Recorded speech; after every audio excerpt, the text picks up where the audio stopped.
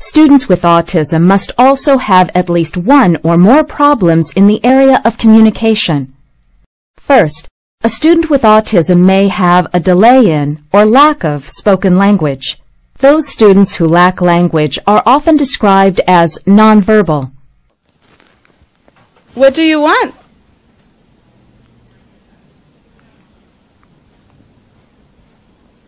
What do you want? Other students with autism have delayed language in that they use few words or do not include all parts of language, such as pronouns or prepositions, when speaking. Nice listening. We need the pieces of the puzzle.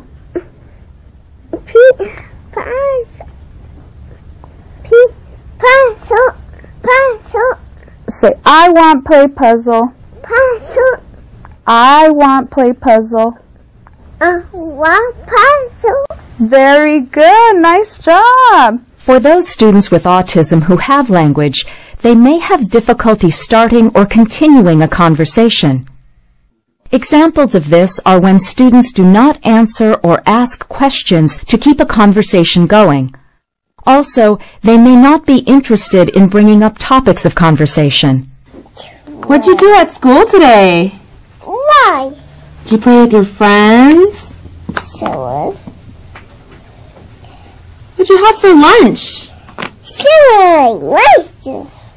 I bet it was good. Did you eat sandwich? Drink juice? Students with autism may also have inflexible and repetitive language.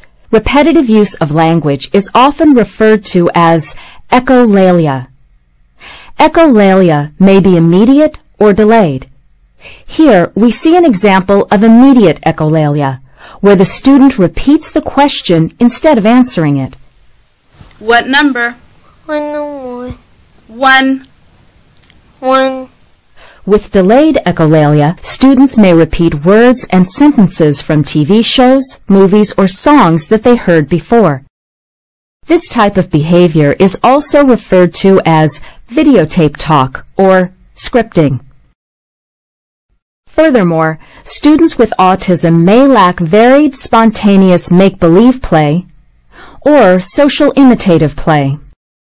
Here we see a typically developing student playing appropriately in the toy kitchen. This type of pretend play often involves communication, which is difficult for students with autism. It's so scary. It needs some more cooking up. But there's some balls in there, but the pizza wants to go in there. The pizza has to go in there. Mama, the pizza wants to go on a plate. In this example, we see a student with autism not engaging in make-believe play in the toy kitchen.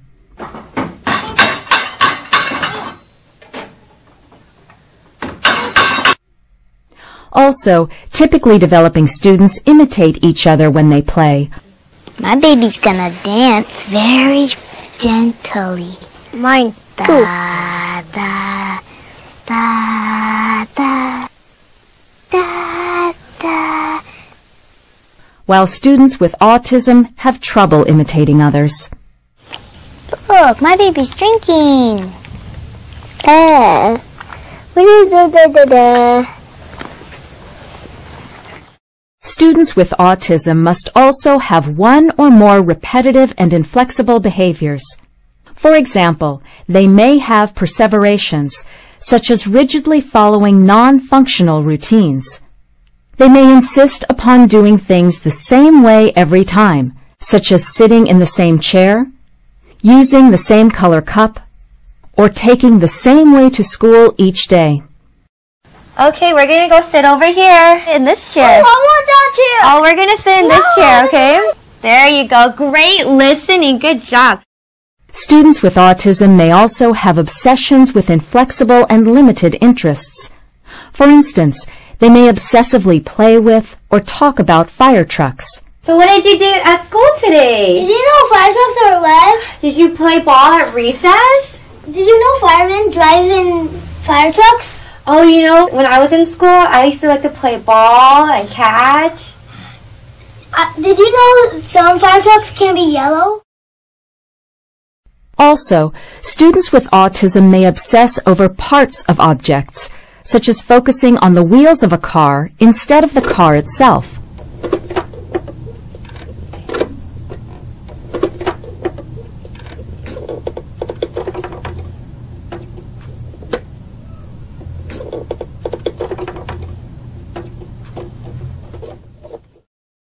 Finally, they may have inflexible and repetitive body movements. Inflexible and repetitive body movements are often referred to as self-stimulatory behaviors, or SSBs. Sometimes this is even shortened further to stimming, or STIM. When students with autism participate in these behaviors, they are automatically reinforced. That is, they reward themselves internally without having to involve another person to give them the reward. There are many ways that students with autism can engage in self-stimulatory behaviors in order to give themselves pleasurable sensory input. It is important when working with students with autism to be able to identify these behaviors. Therefore, we are going to go over several sensory modes and discuss some examples of repetitive behaviors in each category. First, students with autism may engage in repetitive movements with their body, such as jumping in place, hand flapping,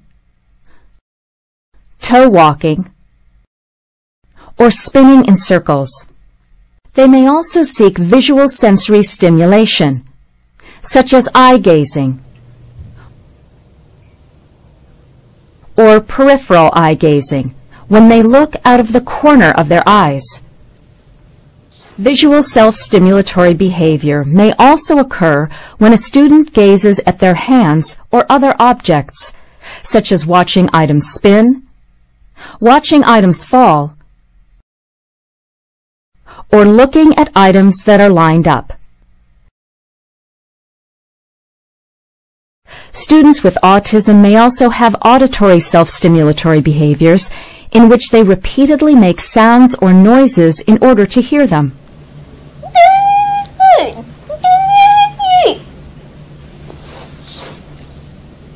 Students with autism may also engage in oral self-stimulatory behaviors. For instance, they may play with their saliva, put their fingers or objects in their mouths, or grind their teeth. Another way that students with autism may gain sensory input is through their tactile system or through touch. For example, they may have favorite materials to touch, such as soft or fuzzy items.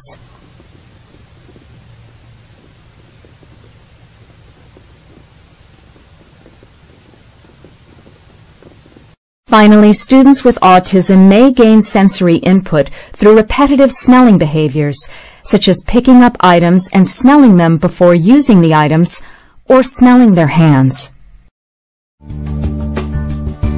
Now you have learned that the diagnosis of autism is made up of difficulties in socialization and communication, as well as repetitive and inflexible behaviors. With this knowledge, you should better be able to identify areas of need for intervention for students with autism.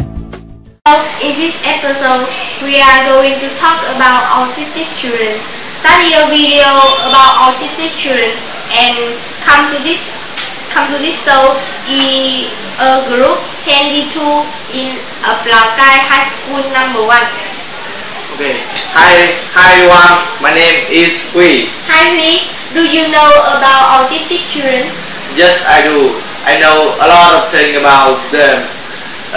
They are always play along, talk themselves, and contact by eye, and they didn't do nothing. Yes, thank you. My name is Thanh. Hi Ha. Could you see the video? Yes. And how are autistic children treated nowadays?